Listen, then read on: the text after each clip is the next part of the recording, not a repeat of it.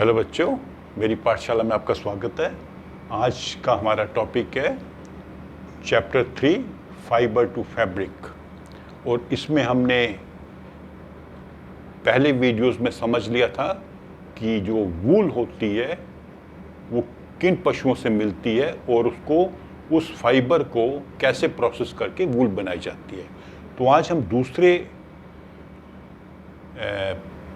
Product की बात करेंगे, दूसरे फाइबर की बात करेंगे जो वूल की तरह ही नेचुरल है, और ये भी वूल की तरह ही हमें जीवित प्राणियों से मिलता है। ये मिलता है हमें सिल्क वर्म से। वूल के जो रेशे थे, वूल का जो फाइबर था, हमें मिलता था भेड़ों से, बकरियों से, कैमल से, और भी कुछ प्रजातियां हैं याक वगैरह जिनसे हमें वूल का फाइबर मिलता था। लेकिन सिल्क का फाइबर हमें मिलता है सिल्क वर्म से। तो पहले हम जान लेते हैं कि जो सिल्क वर्म होता है उसका लाइफ साइकिल क्या होता है, और इसके लिए एक और शब्द आपको जानना होगा, वो है सेरीकल्चर।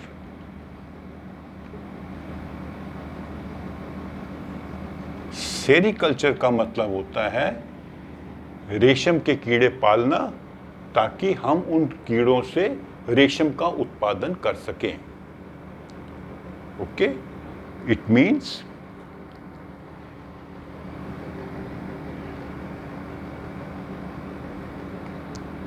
रियरिंग एक वर्ड होता है। रियर होता है पालना। ये हमने भेड़ों के केस में भी सुना था। Rearing, REARING, rearing silkworms to produce silk.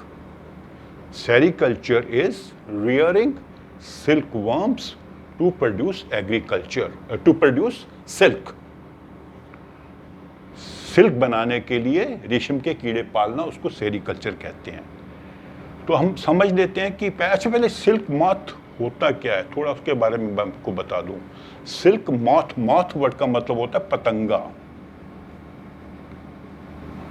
आपने देखा होगा कि बरसात के मौसम में आपके घर में वो पतंगे आ जाते हैं, तो ये भी एक प्रकार का पतंगा है, उड़ने वाला कीड़ा। और ये थोड़ा जो होता है ना, जो होता है ये जो पतंगा, हिंदी में लिख के बताना चाहिए था मेरे को आपको। तो ये जो सिल्क मॉथ होता है ये बटरफ्लाई से थोड़ा अलग होता है, तितली। दोनों का लाइफ साइकिल एक जैसा है। एग होगा, एग से लार्वा, लार्वा से प्यूपा, प्यूपा से एक बनेगा बटरफ्लाई, दूसरा बनेगा मॉथ। लेकिन इसके जो कोकून होता है उसमें से हमें सिल्क मिलता है। ये जो कोकून बनाता है कीड़ा, इससे सिल्क नहीं मिलता, नो सिल्क। अदरवाइज दोनों एक ही प्रजाति के जैसे कीड़े हैं। तो इसका लाइफ साइकिल कैसे शुरू होता है सिल्क मॉथ का? फीमेल जो होती है बहुत सारे अंडे देती है, एग्स, सैकड़ों अंडे देती है। वो अंडों से कुछ समय बाद निकलते हैं कीड़े, जिन्हें कहते हैं लार्वा। सिंगुलर होगा लार्वा, बहुत सारे होंगे, प्लूरल होगा तो लार्वे, VAE। और जो सिल्क मॉथ का जो लार्वा होता है उसका अलग से भी नाम है। बाकी जितने मॉथ होंगे उनके ये जो अंडों से निकले बच्चे हैं उनको लार्वा या लार्वे ही कहेंगे, लेकिन इनको हम दो अलग नामों से बुलाते हैं। एक है कैटरपिलर,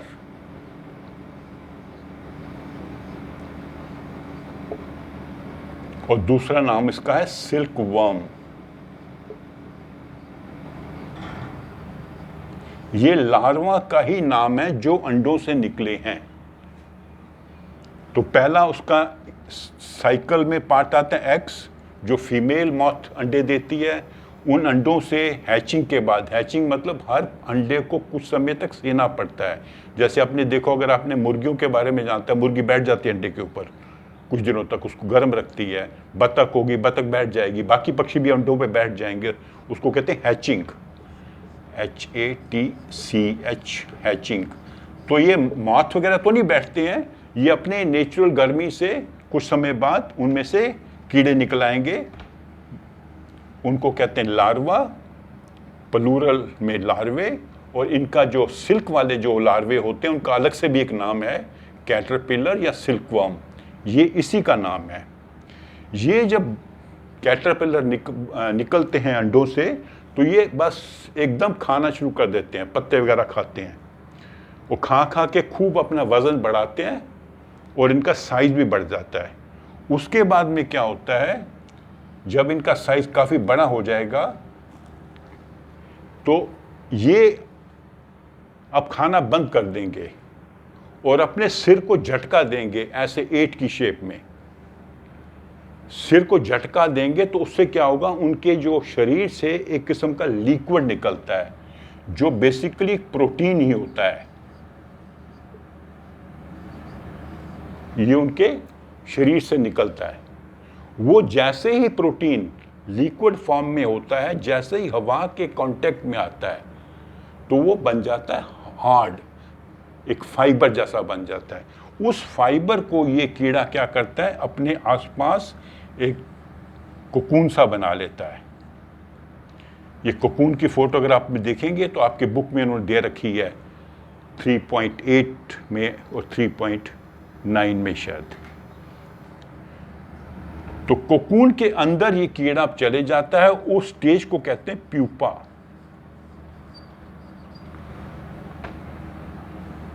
तो ये इसकी अगली स्टेज है, प्यूपा। और कोकून के अंदर जो प्यूपा है वो जीवित होता है और उसमें कुछ बदलाव आ रहे होते हैं। वो क्या बदलाव आते हैं, उसके पंख निकल आते हैं, उसका शरीर का रूपांतरण हो जाता है, उसके पंख निकल आते हैं, वो बन जाता है पतंगा। और जब वो पतंगा बन जाएगा तो उस कोकून को अपने स्पिट से, थूक से गीला करके उसको काट के बाहर निकलाएगा। तो ये बन जाएगा मॉथ, सिल्क मॉथ। तो हमें जो मिलता है सिल्क, वो उस कोकून से मिलता है जो जिसके अंदर ये प्यूपा बंद होता है। ये प्रोटीन होता है जो उनके शरीर से जब निकलता है लिक्विड फॉर्म में, हवा में आने से ही वो हार्ड हो जाता है, धागा जैसा बन जाता है, फाइबर जैसा बन जाता है, और उस धागे से हम सिल्क बनाते हैं। वो सिल्क बनाने का अलग प्रोसेस है, मैं आपको अगले वीडियो में बताऊंगा। तो ये सभी सिल्क मॉथ का जो सिल्क होता है एक प्रकार नहीं होता, अलग अलग प्रकार के सिल्क मॉथ होते हैं और उनका जो उनके जो कोकून में जो फाइबर्स होते हैं वो अलग अलग प्रकार के होते हैं। इसलिए शायद आपने सुना भी होगा कि सिल्क की अलग अलग किस्में होती हैं, अलग अलग टाइप्स होती हैं।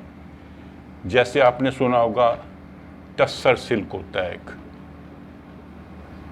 ठीक है, या मूगा सिल्क होता है, या कोसा सिल्क होता है। तो ये अलग अलग प्रकार के सिल्क हैं। ये निर्भर करता है कि वो कीड़ा कैसा था और उसने किस प्रकार का सिक्रीशन किया और वो किस प्रकार का सिल्क बना। अच्छा, एक भारत में बड़ा प्रचलित है मलबरी पेड़, शहतूत का पेड़। तो मलबरी सिल्क वर्म जो होता है, इसका जो सिल्क होता है वो बड़ा सॉफ्ट होगा, मुलायम होगा, लस्ट्रस, चमकदार होगा, इलास्टिक होगा, लचीला। तो ये मलबरी सिल्क वर्म वो होता है जो मलबरी पेड़ के पत्ते खाता है, इसलिए उसको मलबरी सिल्क वर्म कहते हैं। बाकी जो मॉथ हैं, वो बाकी जो सिल्क वर्म है वो अलग अलग पेड़ों के पत्ते खाते हैं, पर ये मलबरी सिल्क वर्म सिर्फ मलबरी के पत्ते खाएगा, शहतूत के पेड़ के पत्ते खाएगा, और ये जो सिल्क बनाएगा वो काफ़ी सॉफ्ट होगा, लस्ट्रस होगा और इलास्टिक होगा। तो ये पूरा लाइफ साइकिल होता है एक सिल्क मॉथ का। और हमारे लिए इम्पॉर्टेंट क्या है सिल्क इंडस्ट्री के लिए?